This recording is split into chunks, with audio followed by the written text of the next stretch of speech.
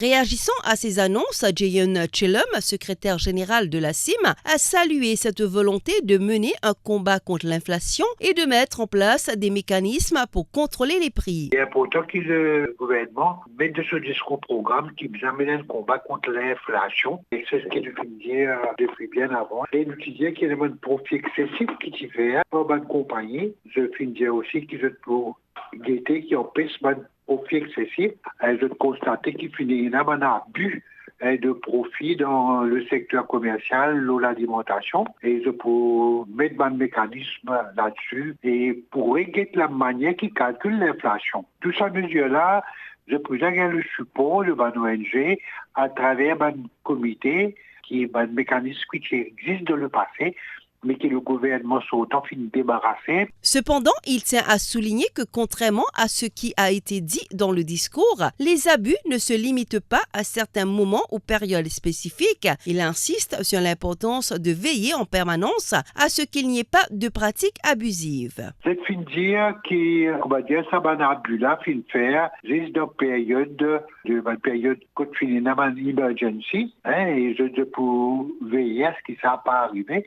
Mais ce que nous considérons au niveau de la CIM, et nous disons systématiquement, c'est pas juste pendant une emergency que ça peut arriver. Il peut arriver pendant tout le long de l'année où on trouve un prix monté et sensiblement extraordinaire, on va dire abusif. De son côté, Claude Canabadi de la Consumers Eye Association a déclaré que les idées sont bonnes, mais il espère qu'elles ne se limiteront pas à de simples effets d'annonce. C'est bien positif. Maintenant, il faut voir en action. Ce ne sont pas des effets d'annonce. Moi, j'ai confiance dans ce que je peux dire, mais comme d'habitude, je peux donner le temps. La volonté gouvernementale de protéger le pouvoir d'achat est un signal positif, mais la vigilance sera essentielle pour éviter que ces annonces ne restent lettre morte.